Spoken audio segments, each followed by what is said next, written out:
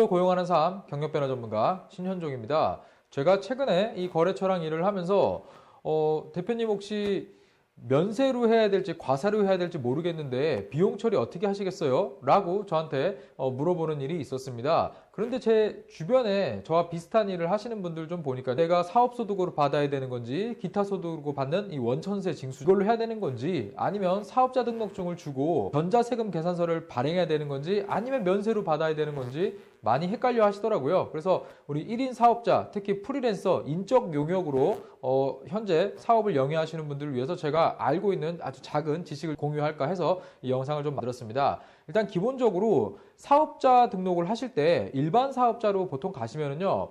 면세 사업자로 등록을 잘 안 해줍니다. 면세 사업장 같은 경우는 뭐 예를 들어서 학원이라던가 이렇게 정해져 있는 업종들이 있습니다. 그 외에는 일반적으로는 과세, 이 일반 사업자로 등록이 가능한데요. 그런데 저희가 하는 일들 중에 오로지 인적 용역, 그러니까 내 몸으로 일을 해서 돈을 받는 경우라면 사람이 가서 사람이 일을 해줬는데 어떻게 과세가 되겠습니까? 그래서 이 부분에 대해서는 면세 처리가 가능합니다. 그래서 세무사에 가셔가지고요.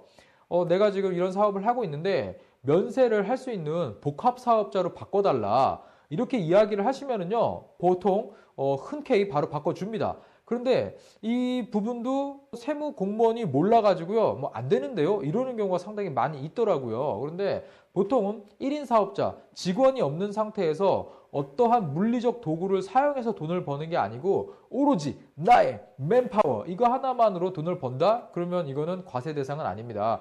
물론 내가 사업을 할 때 과세가 되는 부분에 대해서 일을 할 수도 있기 때문에 복합사업자로 등록을 하시는 게 되겠습니다. 저 같은 경우도 이지샵이라는 이 세무 프로그램을 쓰는데요. 여기에 보면은 처음에 과세, 면세 두 가지만 고를 수 있는데 고객센터에 전화해가지고 복합으로 바꿔주세요 하면 복합으로 해줍니다. 네, 이렇게 해당 탭이 있다라는 거를 알아두시면 좋겠습니다. 그래서 내가 일을 합니다. 자, 그런데 저쪽에서 내 계산서 발행해주세요 라고 요청이 옵니다. 자, 그러면은 거기 세금 계산서로 하면 당연히 부가세가 들어갑니다. 그리고 이게 만약에 내 혼자 그냥 저스트 나의 맨파워로만 했다 이러면 면세되는 거거든요. 그러면 전자 계산서를 발행하시는 게 맞습니다. 이건 홈택스에서 발행하시면 되는데 거기선 추가 금액이 들어가진 않습니다.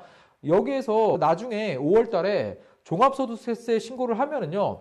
과세든 면세든 일단 세금 다 내게 돼 있어요. 구조적으로 내 소득에 의해서 나오는 거기 때문에. 하지만 내가 1월과 7월에 부가가치세 신고를 할 때요.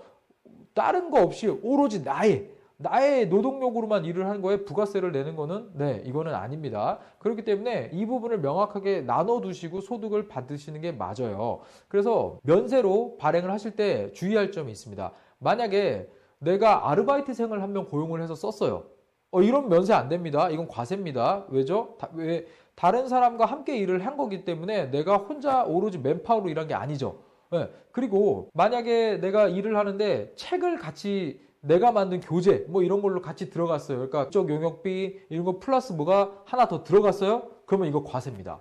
그리고 예를 들어서 내가 프로그램으로 수주를 받았어요. 어떤 행사를 진행하는데 과자라도 한 대 사고 나가지고 사람들한테 뿌렸어요. 과세입니다. 네, 그래서 기본적으로는 나의 오로지 맨파워 하나만을 가지고 이 일을 했다? 이러면 이제 면세가 되는 거거든요. 그래서 저도 이 부분을 잘 몰라가지고요. 예전에는 그냥 다 과세로 하다가 이거를 좀 알게 된 거예요. 물론 제가 세무사도 아니고 이쪽에 관련된 일을 하는 건 아니기 때문에 제가 틀릴 수도 있겠지만 일단 제 경험상으로는 이게 면세는 맞습니다. 그래서 오로지 나의 맨파워로만 진행했다? 이거는 면세가 되는 부분이다 라고 이야기를 좀 드리겠고요. 그 다음에 이 면세인지 과세인지 잘 모를 때 보통은 그 세무 전화가 있습니다. 콜센터 전화하면은 알려주거든요. 저도 그거를 여러 번 통화해서 알게 된 거거든요. 거기서 좀 더 정확하게 여쭤보고 진행하시는 걸 추천을 드리겠습니다. 그래서 내가 복합 사업자로 일단 바꾸셔가지고요. 진행을 하면서 오로지 나의 이 힘으로 일을 했다? 이것만 확실하다 그러면요. 나중에 큰 문제가 되진 않습니다. 그런데 제가 하나 더 예를 들어 드릴게요. 저 같은 경우도 영상 편집을 해서 온라인으로 강의와 함께 납품을 하는 경우가 있거든요. 그럼 저는 이런 경우는요. 강의 자체만 놓고 보면 이거는 면세 맞습니다. 그런데 제가 또 찾아봤어요. 요즘 유튜브 크리에이터들에 대한 여러 가지 세금 관련된 걸 제가 좀 자세히 읽어보니까 물리적 도구, 그러니까 컴퓨터겠죠. 이걸 통해서 편집해서 제품이 납품되는 거면 물리적 도구를 이용해서 결과물을 만든 거기 때문에 이건 또 과세다 이렇게 나와 있더라고요. 그래서 저 같은 경우도 만약에 영상을 납품해서 지금 그 강의를 진행하는 경우에는요, 과세되는 부분, 면세되는 부분을 정확히 나눠가지고 계약을 하고 있습니다. 물론 제가 다 맞진 않을 수 있겠지만 지금 고민하시는 분들 혹시 어떻게 해야 되는지 모르겠다 생각하시면요, 내년에 2021년 사업 시작을 하실 때 해당 부분 조금 더 체크를 하셔가지고요, 네, 진행해 보시면 어떨까 해서 제가 알고 있는 팁을 잠깐 드렸습니다. 네, 제가 오늘 여기까지 진행하도록 하겠습니다. 경력변화 전문가 신현종이었습니다.